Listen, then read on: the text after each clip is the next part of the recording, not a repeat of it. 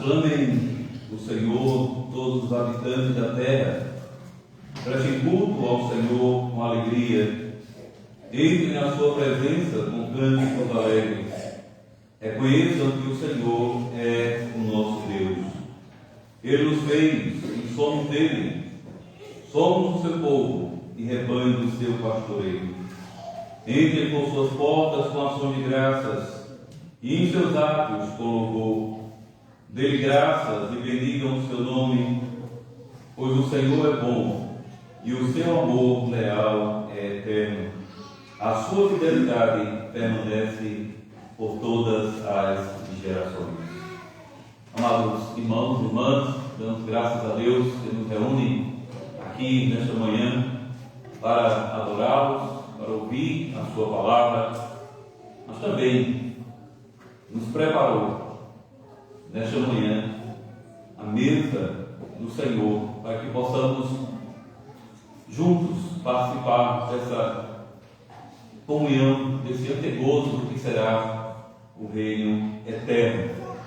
Por isso, com reverência e temor, vamos também com alegria, vamos também agora colocar ao nome do Senhor. Vamos colocar em pé.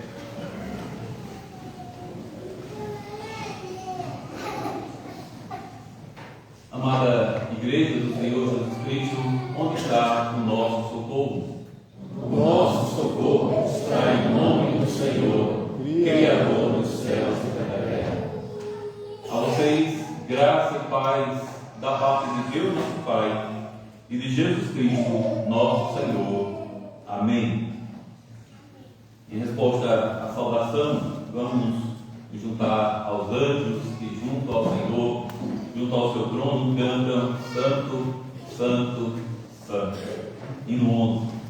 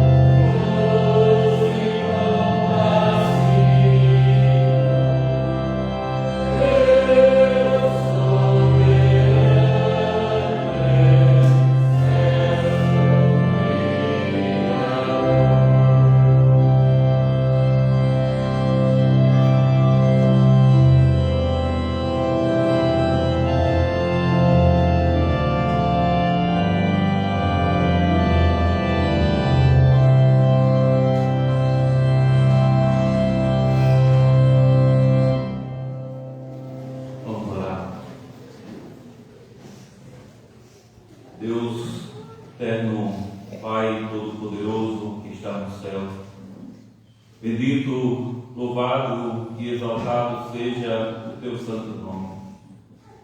Te louvamos, ó Deus, pelo teu grande poder. Te louvamos, Senhor, pois cremos, confiamos e confessamos que tu és o Deus eterno, que tu estás conosco, estás com o teu povo, com a tua igreja, Senhor. Que tu não desamparas o teu povo, que tu não abandonas a tua igreja, que tu não permites que nenhum dos teus eleitos se perca. Te louvamos, Senhor, por tão grande graça, por tão grande misericórdia, e nos ter dado Jesus Cristo, teu Filho, por meio de quem nós temos acesso a Ti, podemos chegar em Tua presença, Te chamar de Pai. Embora, Senhor, confessemos que somos pecadores, que não temos de nós mesmos nada para Te oferecer, senão pecados e misérias, que se fôssemos colocados diante de Ti em uma disputa, estaríamos perdidos, pois muitos são os nossos pecados, as nossas transgressões. Mas, Senhor, confiados na mediação do Teu bendito Filho, o nosso Senhor Jesus Cristo, nós te suplicamos, ó Deus, tem misericórdia de nós. Perdoa-nos, Senhor, os nossos muitos pecados. E dá, Senhor, que neste dia, nesta manhã, possamos Te adorar em espírito e em verdade. Ó Senhor, quebranta os nossos corações, traz, Senhor, ao verdadeiro e santo arrependimento. Dá, ó Deus, que nos entristeçamos, Senhor, pelos nossos pecados, e que assim, Senhor, possamos receber de Ti graça, misericórdia e perdão. Ó nosso Deus, bendito Pai, e que assim, ó Deus, arrependidos e perdoados, possamos nos achegar à mesa da Santa Comunhão e possamos, acima de tudo, Senhor, chegar perante Ti, Te adorar, Te bendizer, Te louvar, Senhor. Ó nosso Deus, bendito Pai, louvamos pela vida de cada irmão, de cada irmã aqui presente. Sabes as lutas, os desafios que cada um tem passado. Mas acima de tudo, Senhor, Tu és o Deus que consola, és o Deus que conforta, és o Deus que transforma, Senhor, as situações. Mesmo porque, Senhor, a Tua palavra diz que todas as coisas cooperam para o bem daqueles que Te amam. Oramos também, Senhor, nesta manhã, pelos irmãos que estão ausentes, pelo presbítero Cláudio, Senhor, que está se recuperando do procedimento. Ó Deus, seja com ele, o abençoe, restaure, fortaleça, Senhor.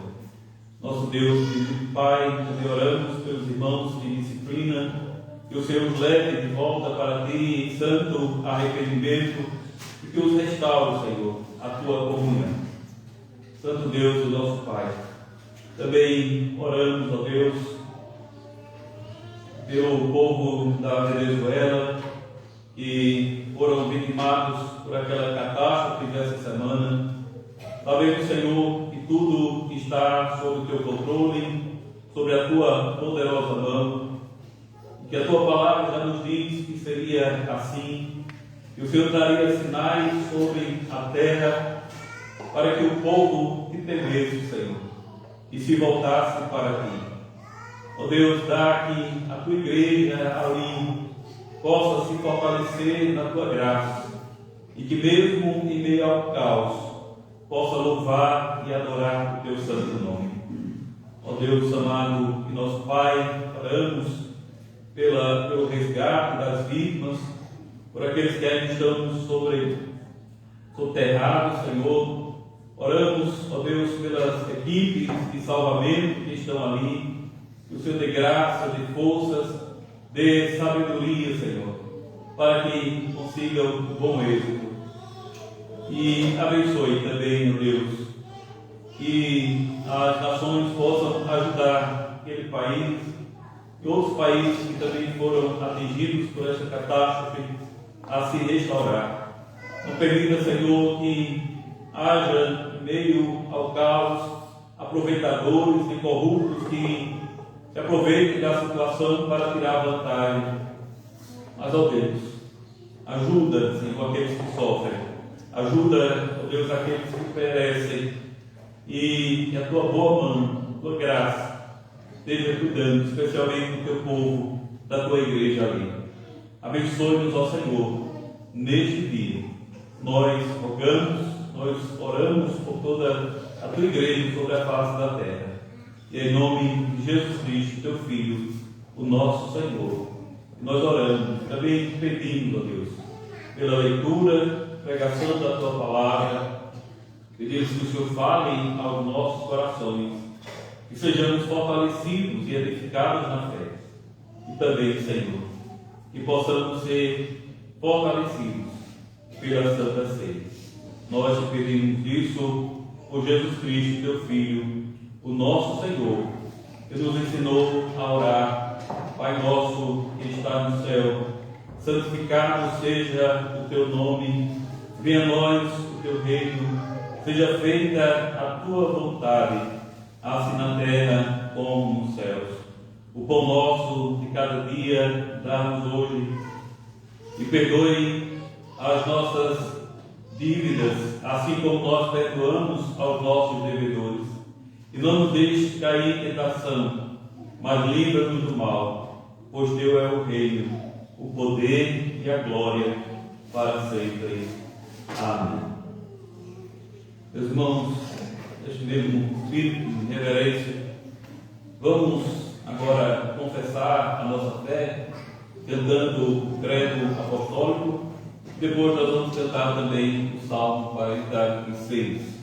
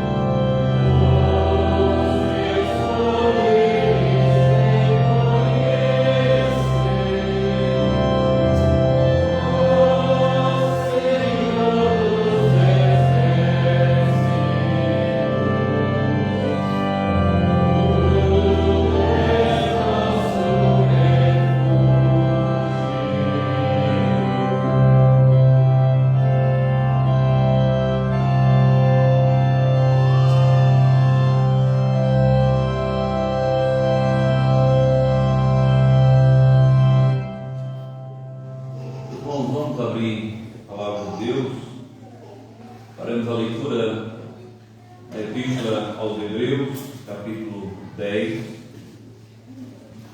Hebreus, capítulo 10, os versículos de 15 a 25. Hebreus, capítulo 10, a partir do versículo 15. Esta é a palavra de Deus, inspirada pelo Espírito Santo. O Espírito Santo também nos testifica a este respeito. Primeiro ele diz: esta é a aliança que farei com eles. Depois daqueles dias, diz o Senhor, porei as minhas leis em seu coração e as escreverei em sua mente. E acrescenta: dos seus pecados e iniquidades não me lembrarei mais. Onde esses pecados foram perdoados, não há mais necessidade de sacrifício por eles. Portanto, irmãos, temos plena confiança para entrar no lugar santíssimo pelo sangue de Jesus, por um novo e vivo caminho que Ele nos abriu por meio do véu, isto é, do seu corpo. Temos, pois, um grande sacerdote sobre a casa de Deus. Sendo assim, aproximemo-nos de Deus com um coração sincero e com plena convicção de fé, tendo os corações aspergidos para nos purificar de uma consciência culpada e tendo os nossos corpos lavados com água pura. Apeguemo-nos com firmeza à esperança que professamos, pois aquele que prometeu é fiel. E consideremos uns aos outros para nos incentivarmos ao amor e às boas obras. Não deixemos de reunir-nos como igreja, segundo o costume de alguns, mas procuremos encorajar-nos uns aos outros, ainda mais quando vocês veem que se aproxima o dia. Até aqui, meus irmãos, a nossa confissão, conforme confessamos, Catecismo de Heidelberg, domingo 29, nós vamos ver o domingo 29 e o 30, que tratam também, como domingo 28, que nós vimos na semana passada, sobre a doutrina da Santa Ceia. Domingo 29, página 338 do Inário, pergunta 78. Pão e vinho, então, se transformam no corpo e sangue de Cristo? Não. Neste ponto, há igualdade entre o batismo e a ceia. A água do batismo não se transforma no sangue de Cristo, nem tira os pecados. Ela é somente um sinal divino e uma garantia disto. Igualmente, o pão da Santa Ceia não se transforma no próprio corpo de Cristo, mesmo que seja chamado corpo de Cristo, conforme a natureza e o uso dos sacramentos como atestado pelo Espírito Santo. Pergunta 79.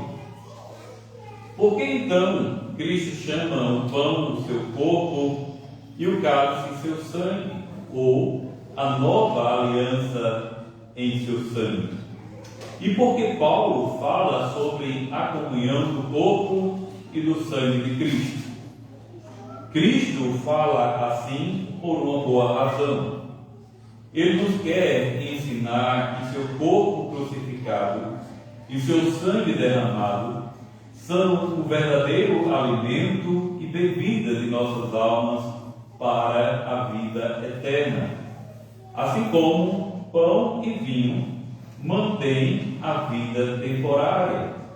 E principalmente, ele nos quer assegurar por estes visíveis sinais e garantias. Primeiro, que participamos do seu corpo e sangue pela obra do Espírito Santo, tão realmente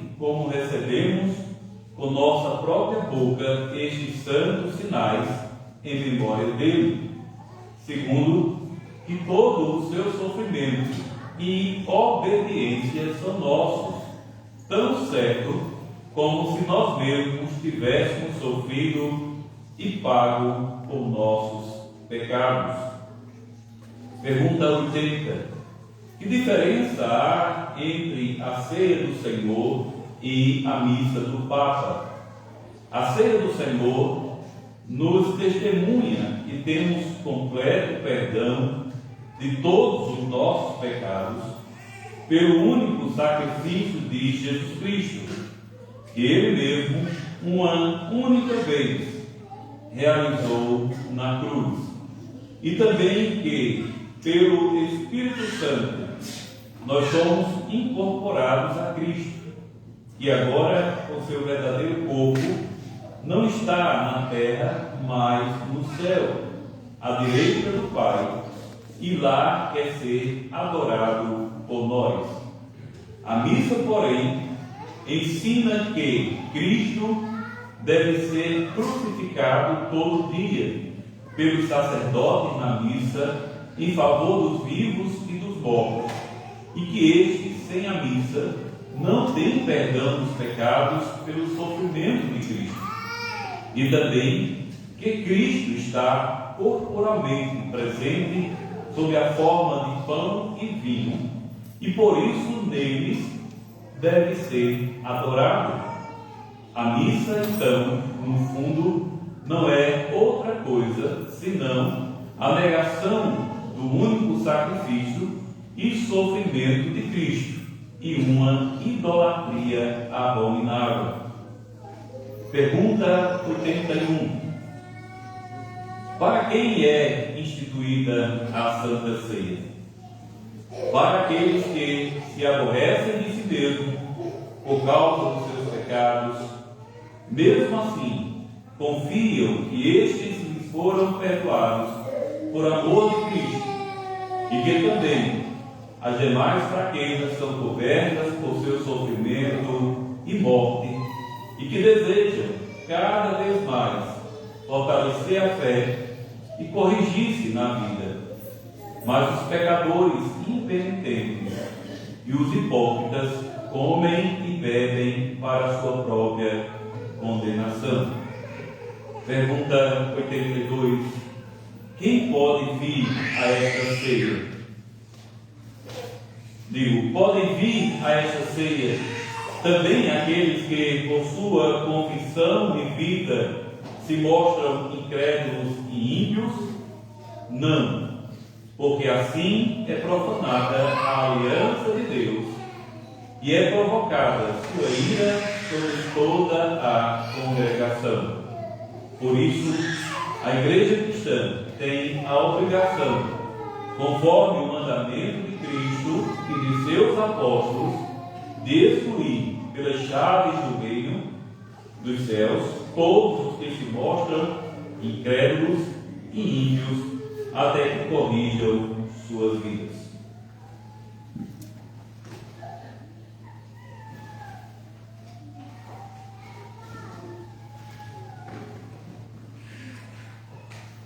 Amados irmãos e irmãs no Senhor Jesus Cristo, queridos visitantes, prezadas crianças, no último dia do Senhor, nós refletimos sobre o ensino do Catecismo de Heidelberg a respeito da Santa Ceia. A partir de João capítulo 6, nós vimos que Cristo é o verdadeiro pão da vida, superior ao maná que sustentou Israel no deserto.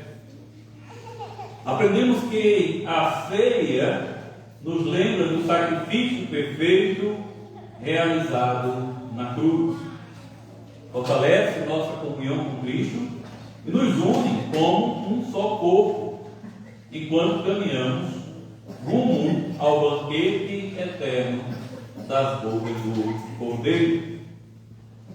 Também fomos chamados a preparar nossos corações para nos aproximarmos da mesa do Senhor.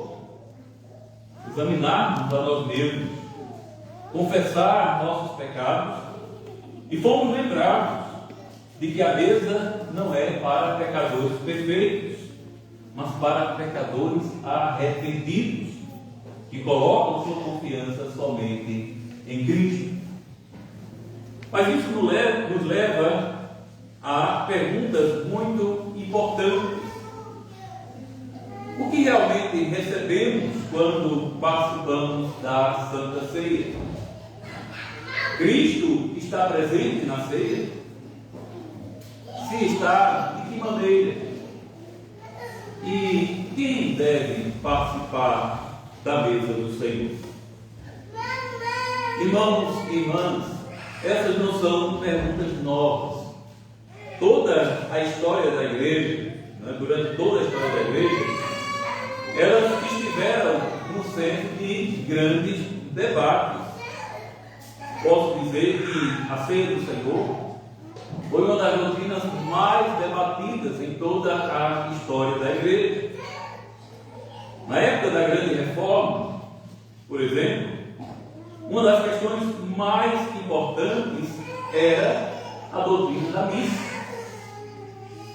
Roma ensinava que Cristo era oferecido repetidamente no altar e que o pão e o vinho se transformavam literalmente em seu corpo e sangue. Os reformadores, porém, voltaram às Escrituras e redescobriram a suficiência do sacrifício de Cristo realizado uma única vez por todas na cruz. É exatamente esse o tema que encontramos em Hebreus capítulo 10. O autor escreve a cristãos que estavam sendo tentados a voltar aos antigos rituais do templo. Alguns imaginavam que os sacrifícios e cerimônias poderiam oferecer uma segurança maior. Mas o Espírito Santo mostra que tudo aquilo era apenas sombra. A realidade chegou em Cristo. Os sacerdotes ofereciam sacrifícios continuamente porque sua obra nunca estava completa. Cristo, porém, ofereceu um único sacrifício pelos pecados e assentou-se à direita de Deus. Por isso, enquanto pensamos na Santa Ceia, devemos começar não pela mesa, mas pela cruz. Não pelos sinais, mas pela obra que eles anunciam. Não pelo que nós fazemos, mas pelo que Cristo já realizou. Por isso, nesta manhã, através de Hebreus capítulo 10, dos domingos 29 e 30 do Catecismo, veremos 3 verdades fundamentais para a nossa fé e para a nossa participação na mesa do Senhor. Primeiro, Cristo ofereceu o único sacrifício capaz de remover os pecados. Segundo, Cristo abriu definitivamente o caminho para a presença de Deus. E terceiro, a mesa do Senhor pertence aos pecadores arrependidos que vivem pela fé e não àqueles que persistem conscientemente em seus pecados. Então, em primeiro lugar, Cristo ofereceu o único sacrifício capaz de remover os pecados. O autor de Hebreus inicia esta seção, no capítulo 10, estabelecendo um contraste impressionante entre o sacerdócio do Antigo Testamento e a obra perfeita de Jesus Cristo. E ele escreve no versículo 11: dia após dia, todo sacerdote apresenta-se e exerce os seus deveres religiosos repetidamente, oferece os mesmos sacrifícios que nunca podem remover os pecados. Observe, meus irmãos, as palavras utilizadas pelo autor. Os sacerdotes estavam sempre de pé. Todos os dias repetiam os mesmos rituais. Lembrem, eram 2 sacrifícios por dia. Todos os anos, novos animais eram sacrificados. Havia um fluxo contínuo de sangue derramado sobre o altar. Deixa eu dizer uma coisa a mais. Era uma coisa terrível. Não era bonito o sacrifício do Antigo Testamento. O sangue escorria continuamente. Mas, meus irmãos, cada cordeiro imolado apontava para uma realidade futura. Cada altar apreciava a necessidade de um sacrifício maior. Cada sacerdote apontava para o sacerdote perfeito que ainda viria. O sistema sacrificial do Antigo Testamento funcionava como uma sombra que preparava o povo para a chegada do Messias. Mas então o autor apresenta o glorioso contraste. Mas quando este sacerdote acabou de oferecer para sempre um único sacrifício pelos pecados, assentou-se à direita de Deus. A diferença não poderia ser maior. Os sacerdotes permaneciam de pé porque sua obra nunca terminava.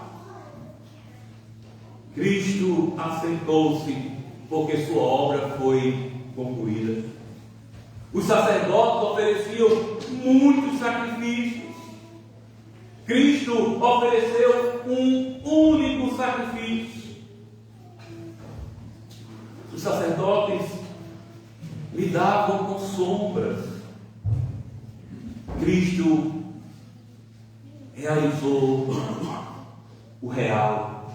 A realidade estava nele. Aquilo que as sombras apontavam, Cristo realizou. Os sacerdotes apontavam para a salvação.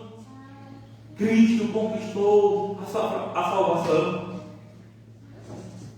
Quando o Senhor Jesus morreu na cruz e declarou: está consumado, não estava anunciando o fim de uma força física, mas a conclusão de sua missão redentora. A dívida foi paga, a justiça de Deus foi satisfeita, a culpa dos eleitos foi removida. Nada precisava ser acrescentado à sua obra. É exatamente por isso que os livros 29 e 30 do Catecismo de Heidelberg insistem na suficiência do sacrifício de Cristo. A grande controvérsia da reforma não girava apenas em torno da forma da ceia, mas em torno da própria salvação. A igreja de Roma ensinava que na missa Cristo era oferecido continuamente de maneira sacrificial. Os reformadores responderam com as escrituras abertas. Cristo não precisava ser oferecido novamente, porque já foi oferecido uma vez para sempre. Hebreus não deixa espaço para dúvidas. O versículo 14 afirma: porque por meio de um único sacrifício, Ele aperfeiçoou para sempre os que estão sendo santificados. Observe a profundidade dessa declaração. O texto não diz que Cristo tornou possível a salvação. Não diz que Cristo abriu uma oportunidade para que os homens completassem o restante. Diz que Ele aperfeiçoou para sempre aqueles que pertencem a Ele.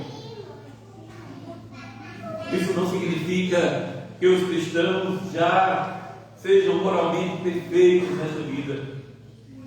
Ainda lutamos contra o pecado todos os dias. Ainda enfrentamos tentações e fraquezas. Mas significa que diante do tribunal de Deus, a obra de Cristo é completa. Não existe condenação pendente. Não existe dívida remanescente, dívida ainda a ser paga. Não existe pecado que precise de outro sacrifício, além daquele oferecido no Calvário. Essa verdade é especialmente importante quando pensamos na Santa Ceia. O pão e o vinho não representam um novo sacrifício. Eles não repetem a cruz. Eles não acrescentam nada à obra de Cristo. Pelo contrário, apontam para um sacrifício já consumado e plenamente suficiente.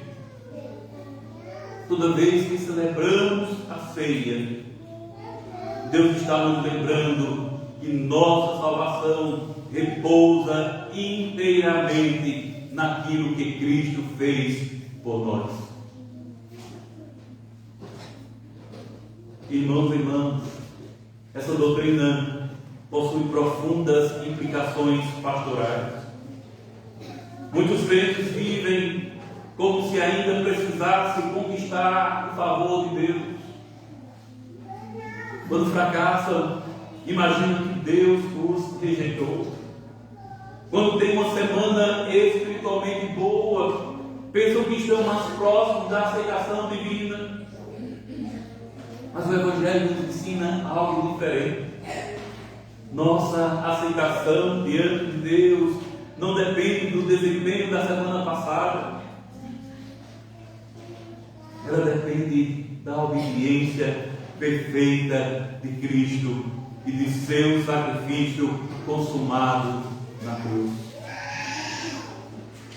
Talvez haja irmãos aqui hoje que chegaram aqui carregando culpas antigas, pecados cometidos há anos continuam perturbando suas consciências. O inimigo insiste em lembrá-los de suas falhas. Mas Hebreus nos convida a olhar para o Cristo assentado à direita do Pai. Se Ele está assentado, é porque sua obra terminou. Se sua obra terminou, então o perdão é completo. E se o perdão é completo, não precisamos viver escravizados pela culpa daquilo que Cristo já expiou. Por outro lado, essa verdade também destrói todo orgulho espiritual. Ninguém pode olhar para a mesa do Senhor pensando que merece lugar ali. Ninguém participa da ceia porque orou mais, leu mais a Bíblia ou viveu uma semana exemplar. Todos nós nos aproximamos da mesma forma, como pecadores que dependem exclusivamente da graça de Deus. Por isso, ao nos prepararmos para a Santa Ceia, devemos voltar nossos olhos para a cruz. Ali encontramos nossa única esperança. Ali encontramos nossa paz. Ali encontramos a certeza de que Cristo ofereceu o único sacrifício capaz de remover os pecados. Porque sua obra é perfeita, podemos descansar em sua graça e aproximar-nos de Deus com confiança e gratidão. Mas em segundo lugar, Cristo abriu definitivamente o caminho para a presença de Deus. Depois de demonstrar a perfeição do sacrifício de Cristo, o autor de Hebreus passa a mostrar as consequências dessa obra gloriosa. Afinal, o que o sacrifício de Cristo conquistou para nós? O que mudou entre Deus e seu povo depois da cruz? E a resposta é apresentada logo no início do versículo 19 e 20. Os versículos 19 e 20 diz assim: portanto, irmãos, temos plena confiança para entrar no lugar santíssimo pelo sangue de Jesus, por um novo e vivo caminho que Ele nos abriu por meio do véu, isto é, do seu corpo. Para compreendermos a beleza destas palavras, precisamos nos lembrar da realidade do Antigo Testamento. No tabernáculo e posteriormente no templo, o lugar santíssimo ou o Santo dos Santos, em algumas versões, era o lugar mais sagrado de toda a estrutura. Ali estava o símbolo da presença especial de Deus no meio do seu povo. A arca da aliança, o propiciatório.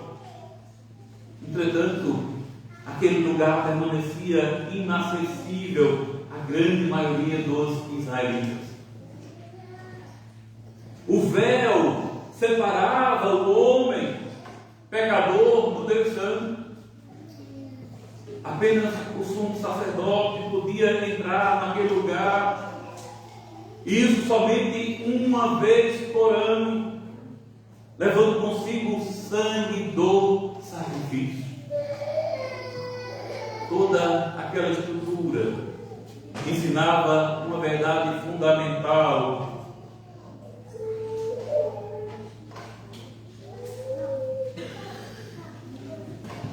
O pecado separa o homem de Deus. A culpa impede a comunhão. A rebelião humana fecha as portas da presença divina. O homem não pode aproximar-se de Deus por seus próprios méritos. Mas aquilo que era impossível ao homem foi realizado por Cristo. Quando o Filho de Deus entregou sua vida na cruz, Ele não apenas pagou nossa dívida, Ele também removeu a barreira que nos separava de Deus. Os evangelhos registram que no momento da morte de Jesus, o véu do templo foi rasgado de alto a baixo. Não foi um detalhe sem importância. Deus estava anunciando que o acesso à sua presença havia sido aberto por meio da obra do Filho. Por isso Hebreus afirma que agora temos plena confiança para entrar no lugar santíssimo, no Santo dos Santos. Não porque nos tornamos dignos por nós mesmos, não porque nossos pecados deixaram de ser graves, mas porque o sangue de Cristo satisfez completamente a justiça de Deus. O acesso que Adão perdeu no jardim foi restaurado por Cristo no Calvário. A comunhão rompida pelo pecado foi restaurada pela cruz. A distância entre Deus e seu povo foi vencida pelo sangue do Cordeiro. Muitas vezes pensamos na salvação apenas em termos negativos, como o livramento da culpa ou da condenação. E certamente isso faz parte do Evangelho. Mas a salvação é muito mais do que isso. Cristo não morreu apenas para nos livrar do inferno. Ele morreu para nos conduzir de volta à presença do Pai. O grande objetivo da redenção é a comunhão com Deus. Por isso o autor prossegue com a sua primeira exortação, versículo 22. Sendo assim, aproximemo-nos de Deus com um coração sincero e com plena convicção de fé. Observe que o texto não diz apenas que podemos nos aproximar. Ele nos chama a nos aproximarmos efetivamente.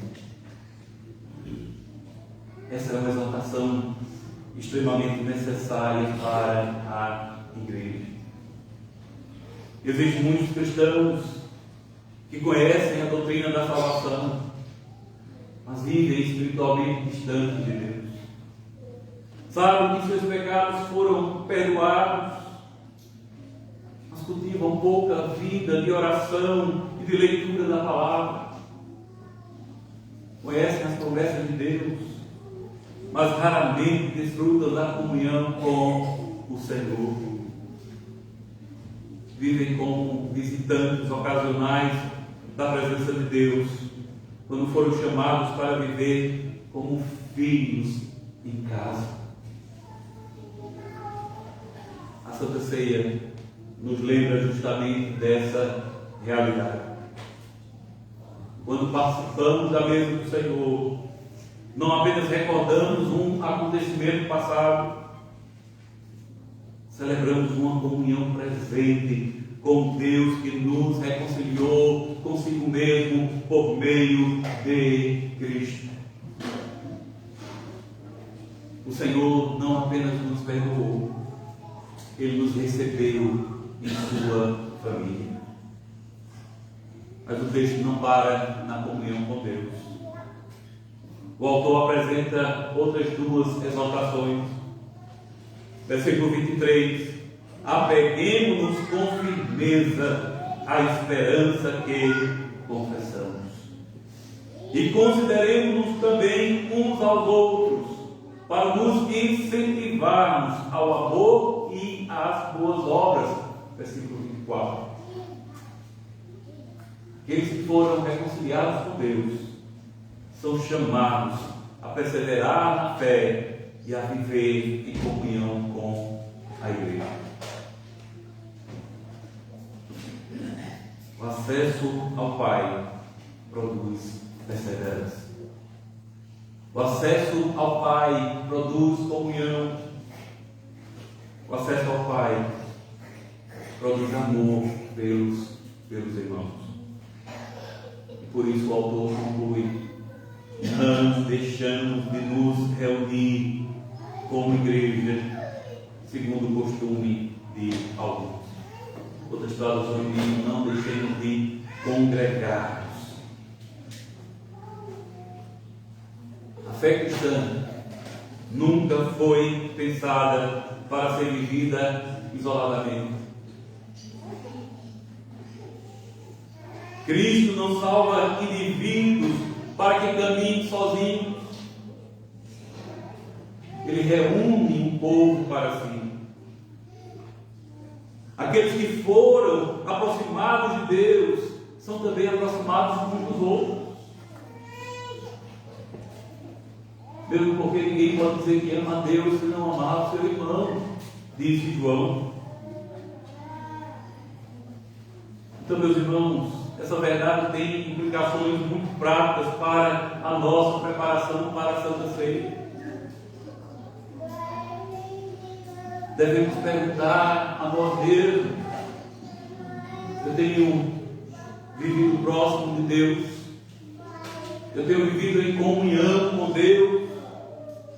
Eu tenho desfrutado dos privilégios que Cristo conquistou para mim? Minha vida de oração, de leitura da palavra, de devocional, reflete a confiança de um filho amado, ou a distância de alguém que ainda vive como estrangeiro. Também devemos examinar a nossa perseverança. Estamos firmes na perseverança do Evangelho? Ou temos permitido que as preocupações deste mundo enfraqueçam nossa confiança nas promessas de Deus?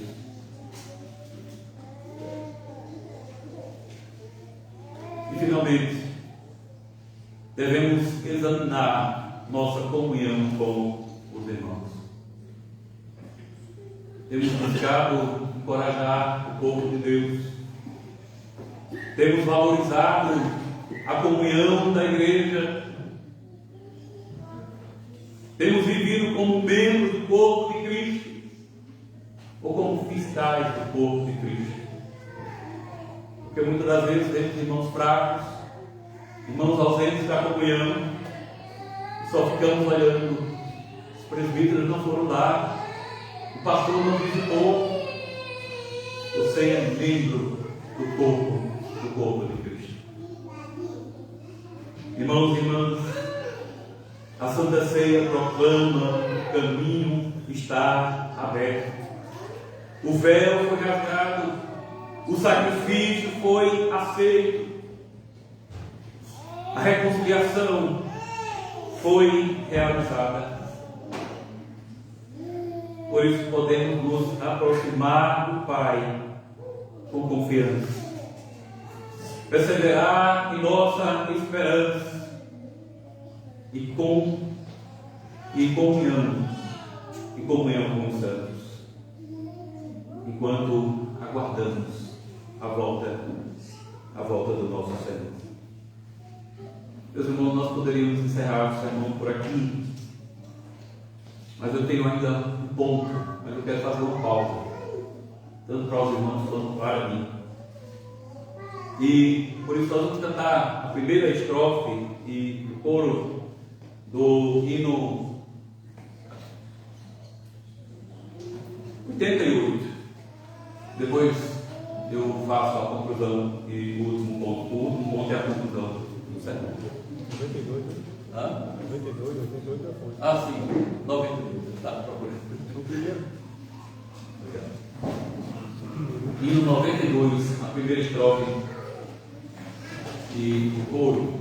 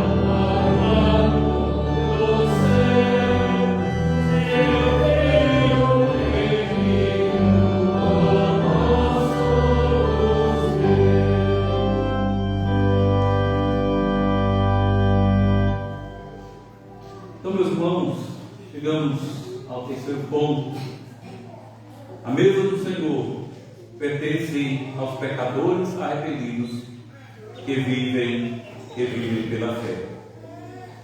Nesse ponto eu quero especialmente destacar as perguntas 81 e 82 do Catecismo. Depois de contemplarmos a perfeição do sacrifício de Cristo e o livre acesso que Ele nos concedeu à presença do Pai, surge então uma pergunta inevitável: quem deve participar da mesa do Senhor? Essa questão não é apenas prática, mas ela toca o próprio coração do Evangelho. Afinal, se a Santa Ceia é um meio de graça instituído pelo Senhor para fortalecer a fé do seu povo, devemos compreender tanto o privilégio quanto a responsabilidade envolvidos em sua participação. A pergunta 81 do Catecismo de Heidelberg pergunta de maneira profundamente bíblica e pastoral. Ela ensina que devemos participar da mesa, ou devem participar da mesa, aqueles que se entristecem por causa dos seus pecados, mas ao mesmo tempo confiam que eles lhes são perdoados por amor de Cristo e desejam fortalecer sua fé e corrigir sua vida. Percebam a beleza do equilíbrio dessa resposta. O Catecismo não pergunta se somos perfeitos, não pergunta se já vencemos todas as tentações, se alcançamos plena maturidade espiritual, ou se não enfrentamos mais dúvidas ou fraquezas. O critério não é a perfeição, mas o arrependimento. Não é a ausência de pecado, mas a presença da fé. Não é a santidade plenamente alcançada, mas o coração regenerado que, em gratidão pela graça recebida, deseja viver para a honra e para a glória de Deus. Essa verdade precisa ser ouvida pela igreja em todas as suas épocas. Muitos crentes sinceros aproximam-se da preparação para a Santa Ceia olhando apenas para as suas falhas.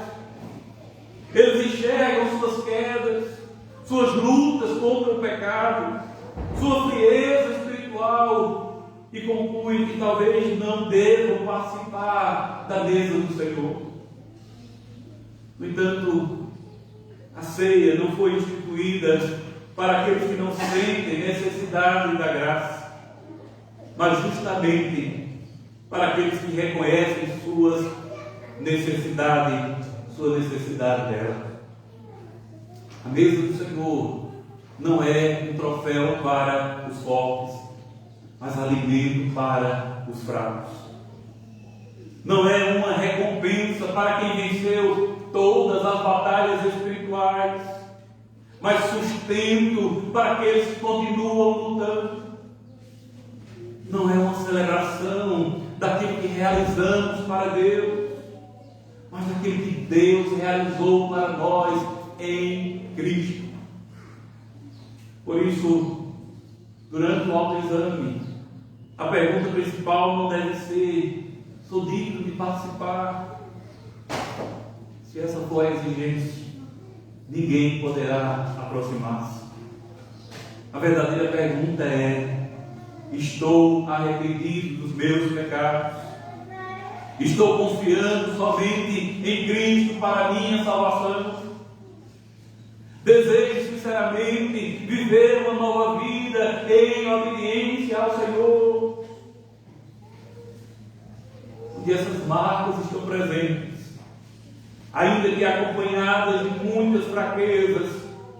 Ali existe o perfil daqueles a quem Cristo convida para a sua mesa. Mas o catecismo também nos apresenta o outro lado da questão.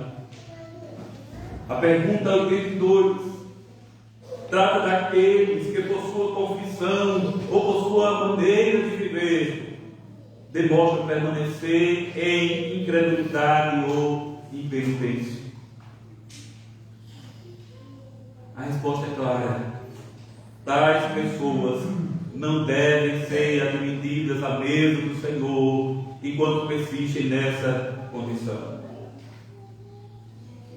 Essa afirmação pode soar dura aos ouvidos modernos, mas ela nasce do amor à santidade de Deus e do amor ao próprio pecador.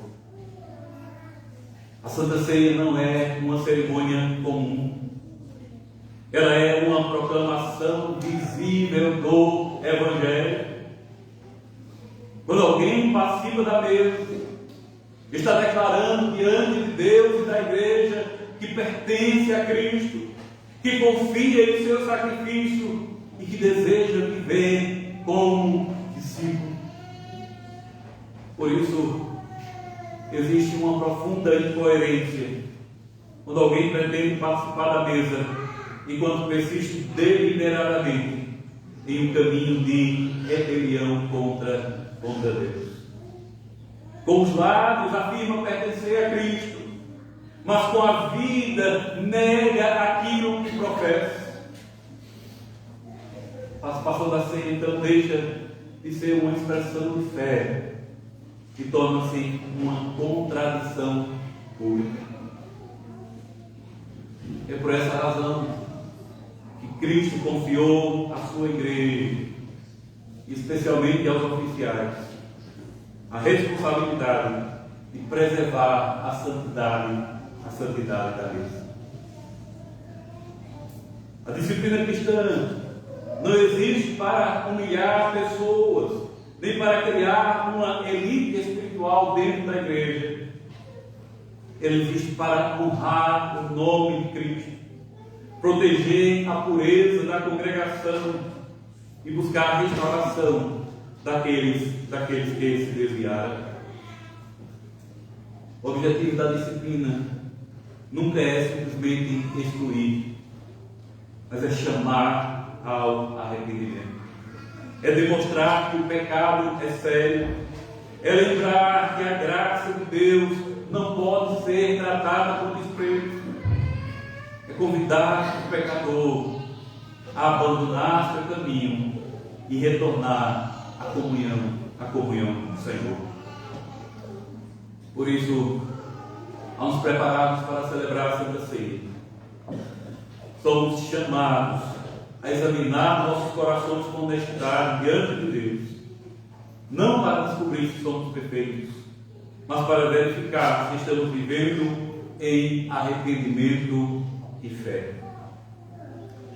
Chegamos então ao coração da mensagem de Hebreus capítulo 10.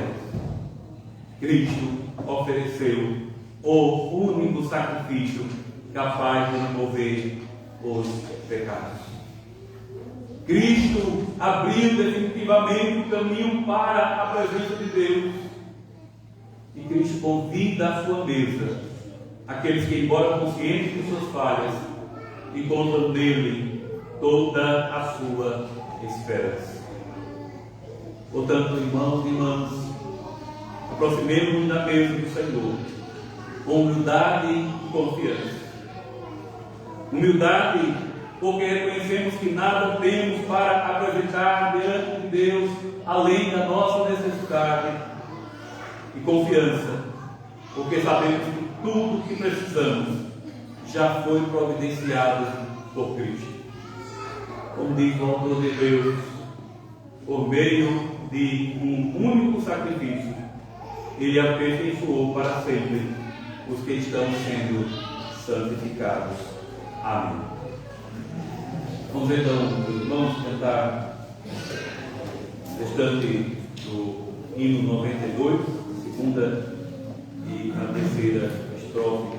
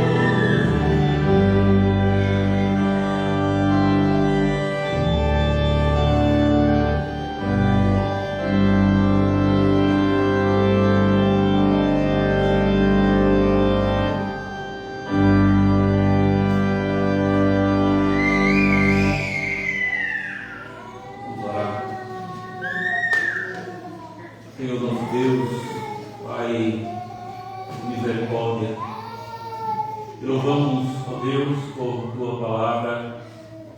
Te louvamos porque tu nos deste Jesus, nosso sumo sacerdote, nossa oferta perfeita, de uma vez por todas se entregou e apresentou como um sacrifício pelos nossos pecados. E agora podemos confiar de que nele nós temos o perdão, nós temos a graça, nós temos a misericórdia, de que agora o caminho foi aberto para ti, e podemos nos aproximar de ti, podemos te chamar de Pai, mas também, Senhor, o Senhor nos convida para a sua mesa, e agora podemos ter plena comunhão com o Senhor em Cristo, e também uns com os outros.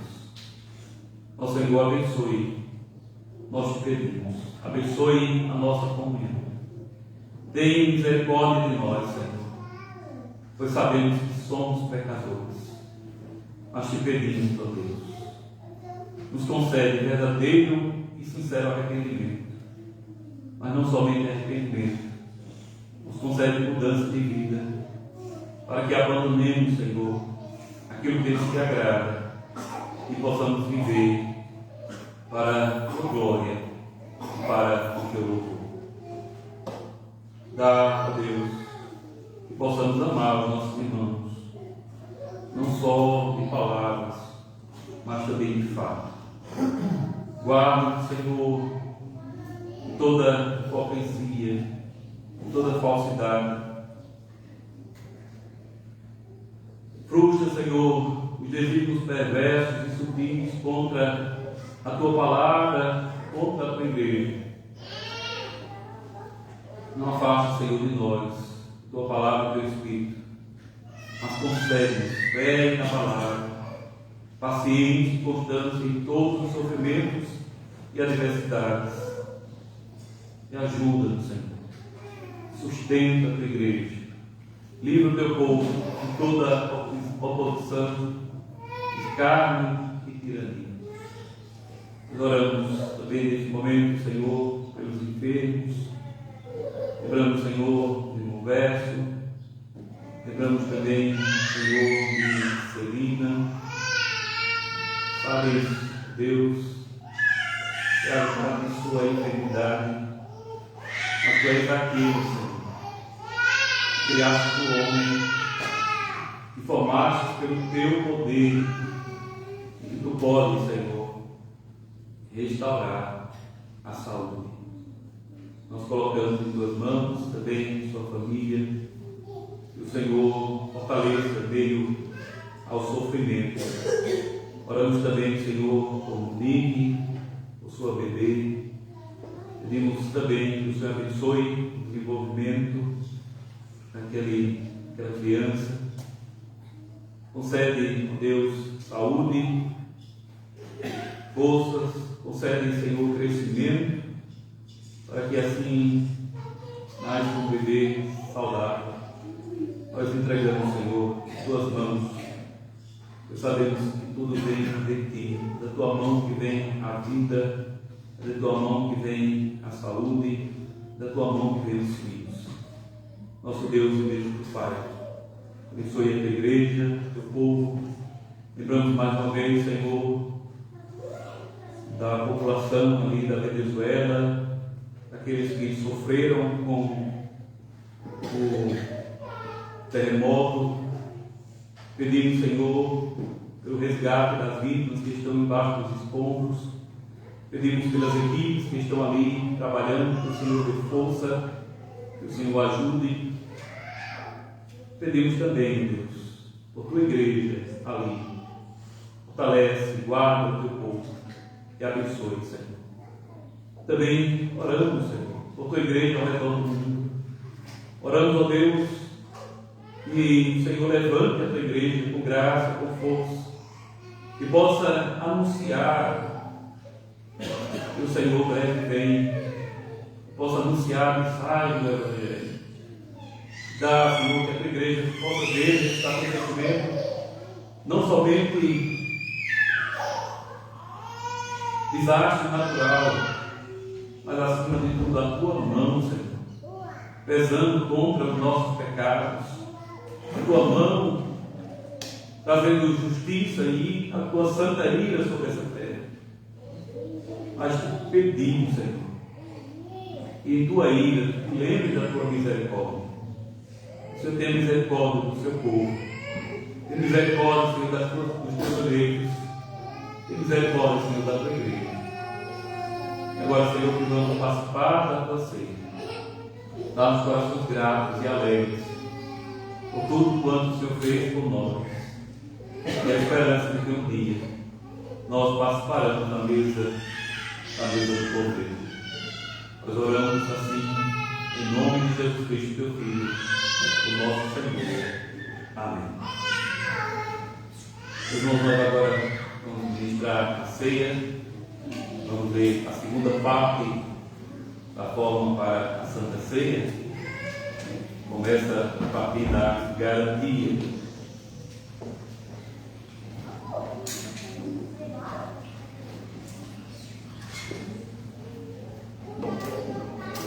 Amada Igreja do Senhor Jesus Cristo, toda vez que comemos este pão e bebemos deste cálice, Cristo nos lembra e garante que Ele nos ama. Com seu corpo e sangue, Ele alimenta e sacia para a vida eterna as nossas almas famintas e sedentas.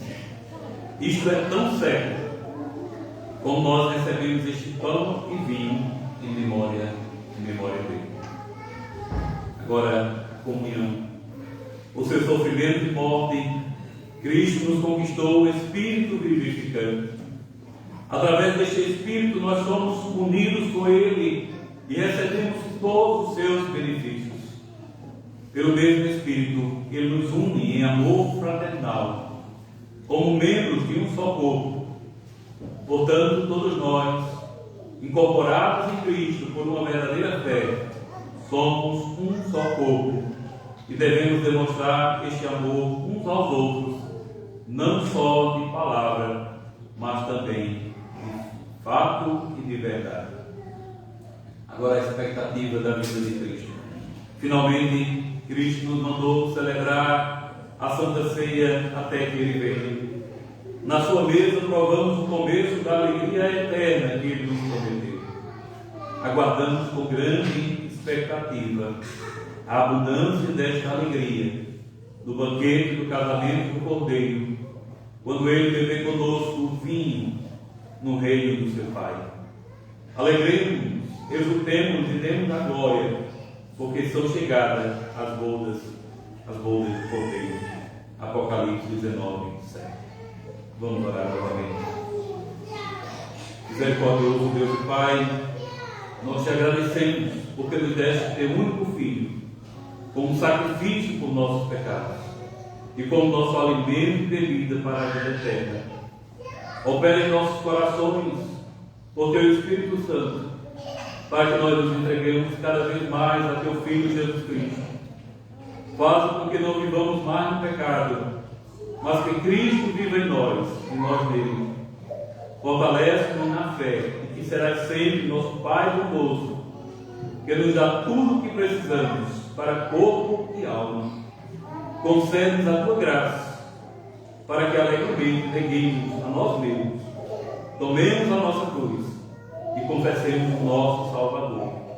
Ensina-nos a aguardar o nosso Senhor Jesus Cristo, que transformará os nossos corpos humilhados e semelhantes ao nosso corpo glorioso, e nos levará para estarmos para sempre com Ele. Amém. Nós não vamos tentar ainda, antes da exortação, para sermos alimentados com Jesus Cristo, que é o verdadeiro pão celestial. Não devemos nos apegar aos sinais de pão e vinho.